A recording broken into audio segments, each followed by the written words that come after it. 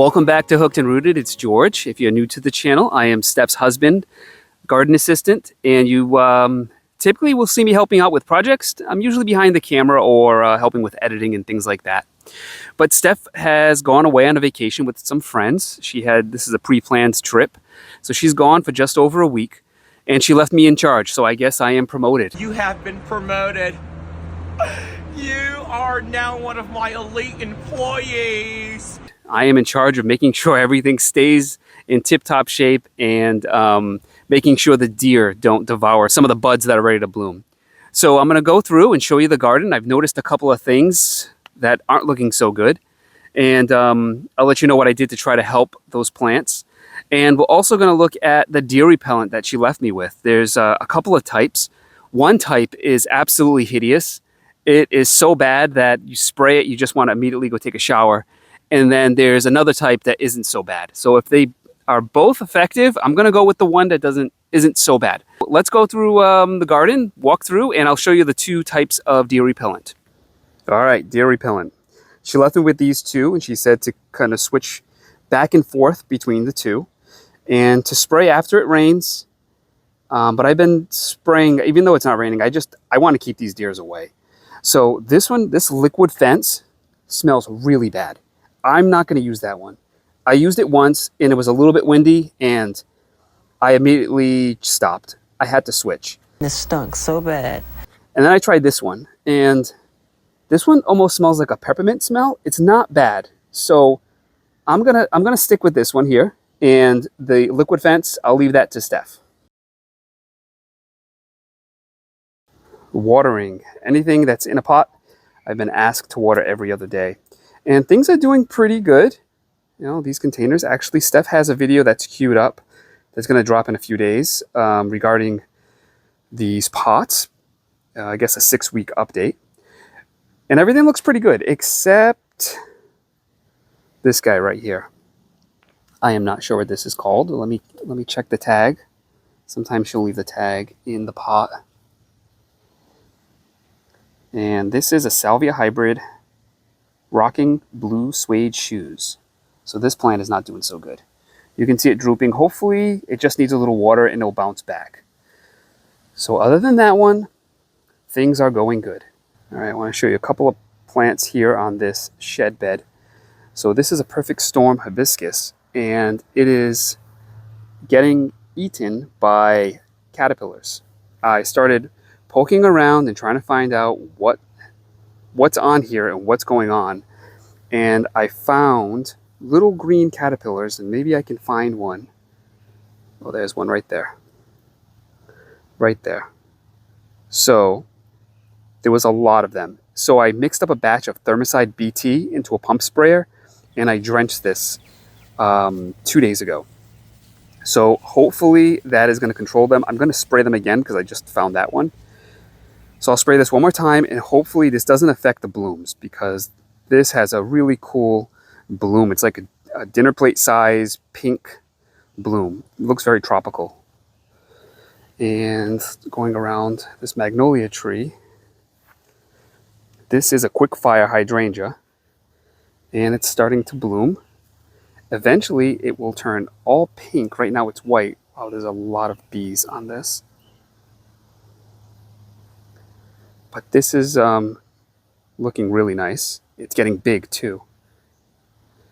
All right, so this area is looking pretty good. Most of these plants are established. They've been here for a while. So let's go to another section.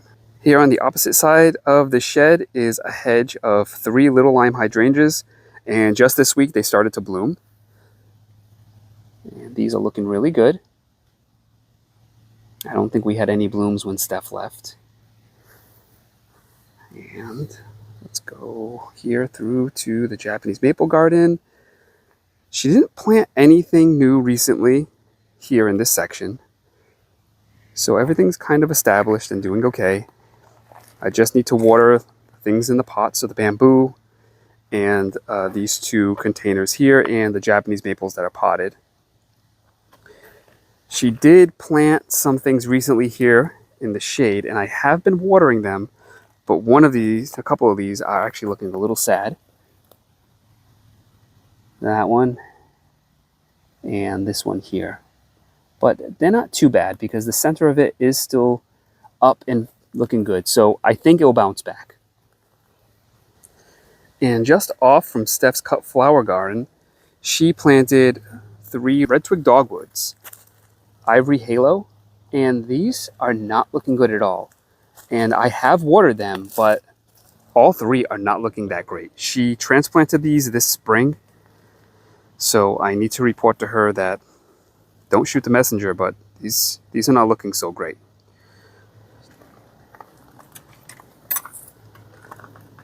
And the cut flower garden, we have drip irrigation that's on a timer. So everything in here should be doing fine. I do come down just to make sure things are okay. And she also asked if I could just kind of put, you know, as this grows through, I'm not even sure what it is. I think it might be a tomato vine, to just kind of weave it through. She asked if I could do that while she was gone. So I've been doing that. I don't know the names of any of these dahlias.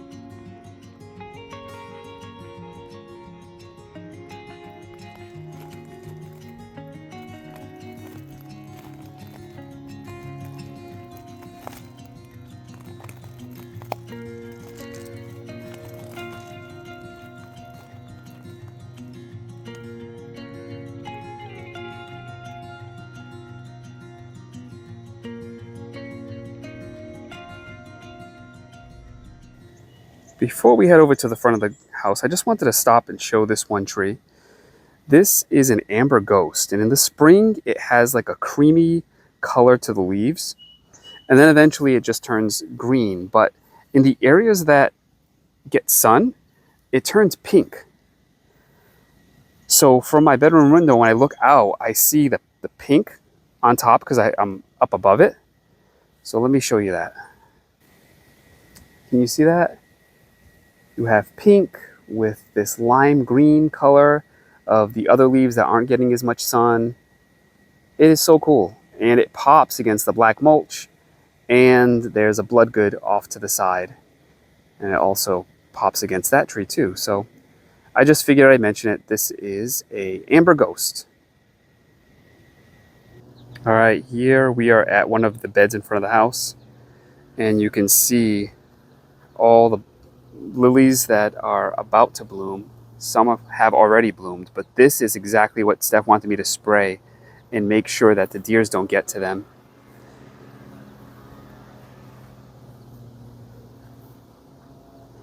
So they are looking really nice.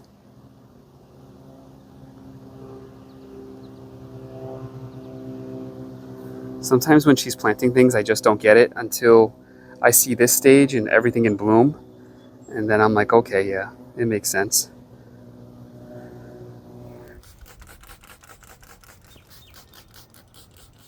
The porch pots are another thing that I need to water. And actually, this is not looking so great.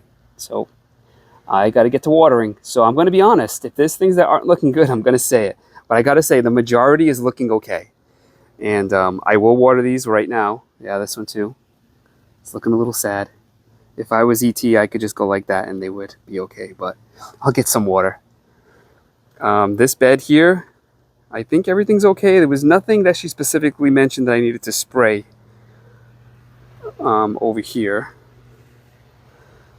Oh, it's an iris. I thought these were done blooming. But these like usually come up early spring. That's interesting.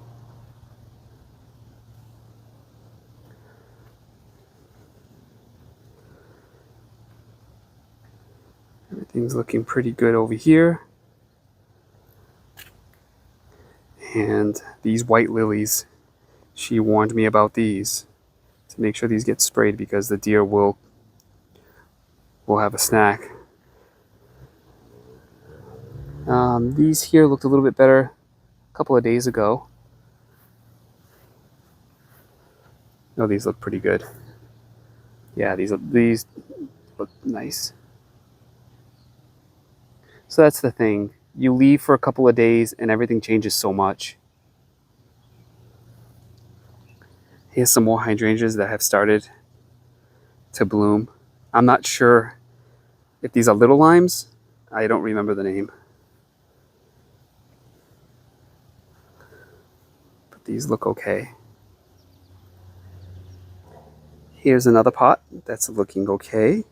And sometimes when I don't know the name of plants, I just nickname them. So I now know this is coleus, but I didn't at one point. I used to just call it gremlin skin. And Steph knew exactly what I was talking about because it just kind of has that texture. So that's it for the mini tour and what's going on this week.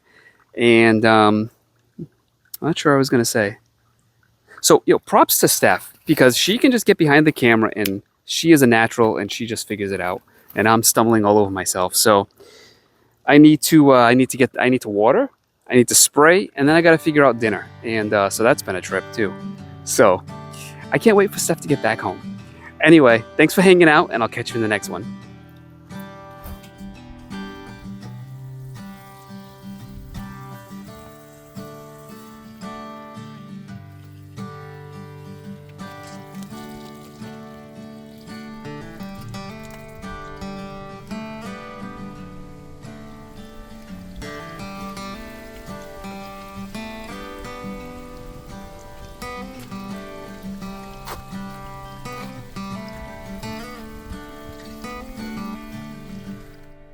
Thanks for watching this video. If you liked it, please hit the thumbs up button. And please consider subscribing so you don't miss any of my future videos. And we'll see you soon.